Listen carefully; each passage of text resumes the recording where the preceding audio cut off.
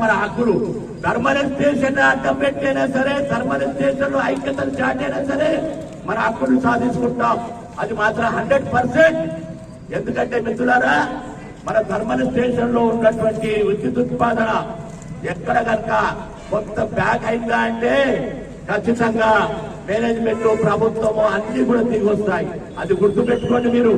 అది గుర్తుపెట్టుకున్నప్పుడు ఖచ్చితంగా మన హక్కులు మనం సాధించుకుంటాం. అంతే తప్ప వేరే విధంగా కాదు. నాకు ఆ పని ఉంది, ఈ పని ఉంది కాదు. మనం 5 రోజులు పెట్టాము. ఈ 5 రోజులు కూడా దిగ్విజయంగా కేటీపీఎస్ లో చేశారు. నిరాహారదీక్ష కేటీపీఎస్ లో ఆగారు. ఆర్టిజన్ కార్మికులు 100% ఆగారు. అనేది రావాలి. అది వస్తేనే మేనేజ్మెంట్ కూడా వణుకు పుడుతుంది. వణుకు పుడుతుంది. అది మీరు తెలుసుకోండి. మీ యొక్క శక్తి మీకు తెలియటం లేదు. మీ యొక్క శక్తి మీకు తెలియటం లేదు.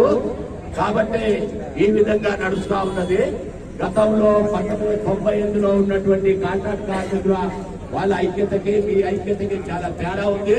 ఇప్పుడు ఏంటంటే సూపర్ త్రీని కొంత వాట్సాప్ లో చూసి కొంత ఉంది. అప్పుడు ఏం వాట్సాప్లు ఉన్నాయి, ఏం ఫోన్లు ఉన్నాయి. మరి ఎట్లాంటి ఐక్యత ఒక పిలుపునిస్తే వచ్చేవాళ్ళు. అట్లా మీరు కూడా రావాలి, అట్లా మీరు కూడా తయారవ్వాలి. అయితేనే మన హక్కు. ఇప్పుడు ఈ విజయలక్ష్మి గారు ఆ జంటో కాలంలో 10 గ్రాములు రిటైర్డ్ అవుతుంది. మీరు ఒకటి ఆలోచించండి, ఆమెకు ఏ బెనిఫిట్స్ వస్తాయండి? ఉద్యోగస్తుల కాదని మనం అడుగుతున్నాము. ఉద్యోగస్తులకు ఇచ్చే బెనిఫిట్స్ అన్ని ఇవ్వాలని మనం అడుగుతున్నాము. ఏకైక చదువు యొక్క కన్వర్షన్ ఇవ్వాలని మనం అడుగుతున్నాము. అది తప్పు కాదు. ఆమె రిటైర్డ్ అవుతుంది. ఆమె పరిస్థితి ఏంటి? ఇన్ని సంవత్సరాలు ఈ యొక్క జంతువుకి దారబోసింది. ఆమె కష్టమంతా దారబోసింది. ఆమె రేపు జూన్కి రిటైర్డ్ ఉంది. రిటైర్డ్ ఉంటే ఆమెకి ఏం రావాలి? ఉద్యోగస్తుడికి నువ్వు ఉద్యోగస్తుడు, చిన్న ఉద్యోగస్తుడు, వాడు పెద్ద ఉద్యోగస్తుడు కావచ్చు, వాడికి ఏదొస్తే మనకు అది ఇవ్వాలి. ఇస్తున్నారా? ఇవ్వటం లేదు. మరి దానికోసమే కదా మనం అడిగేది, మీకోసమే కదా మేము చేసేది. దేనికోసం? మీ అందరి కోసం, 20,000 మంది ఆర్టిజన్ కార్మికుల కోసం మనం పనిచేసేది. జాకు అందరూ వస్తారు, అందరూ మద్దతు తెలియజేస్తారు. రకరకాల యూనియన్ వాళ్ళు కూడా వస్తున్నారు. లేదని వాళ్ళకందరికీ ధన్యవాదములు. ఇంకా రావాలి. ఇంకా వచ్చి మన యొక్క సమస్య మీద రేపు 3వ తారీఖు నుంచి బస్ యాత్ర ఉంది. జిల్లాలకు తిరుగుతాం. జిల్లాలకి అందరి సమీకరణ కావాలి. మనం మీటింగ్ అంటే జాక్ మీటింగ్ అంటే ఖచ్చితంగా 100% అటెండెన్స్ ఉండాలి. ఉన్నప్పుడే ఆ గవర్నమెంట్ కి కానీ మేనేజ్మెంట్ కి కానీ ఖచ్చితంగా వెన్నులో వణుకు వస్తుంది. వీళ్ళ సమస్య తీర్చాలి అనేది.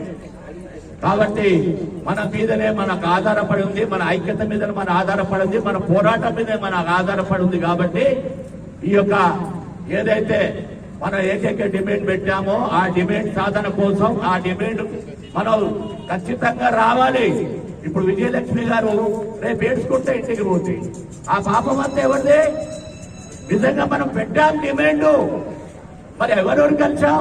పవర్ మినిస్టర్ గారు కలిసాం, ముఖ్యమంత్రి గారికి మెసేజ్లు పంపాం, లెటర్లు పంపాం, మేనేజ్మెంట్ కి తిరిగాం, అందరు ఐఏఎస్ కలిసాం, ఎమ్మెల్యేలకి ఎంపీలకి అందరికి కూడా ఇచ్చాం. మరి చర్చ జరగాలి. ఆ విధంగా నడుస్తుంది. కాబట్టి మనం రాబోయే రోజుల్లో ఈ ఎండాకాలం కనుక ఫిబ్రవరి నుండి మార్చి, ఏప్రిల్, మే నెలలో మొత్తం కూడా పెద్ద ఎత్తున మన యొక్క నిరసన కార్యక్రమం ఈ ఆర్టిజన్ 20,000 మంది కార్మికులు ఏదైతే ఉన్నారో వారి యొక్క సమస్య పరిష్కరించేంత వరకు మనం ఆగేది లేదు, వెనక్కిపోయేది లేదు.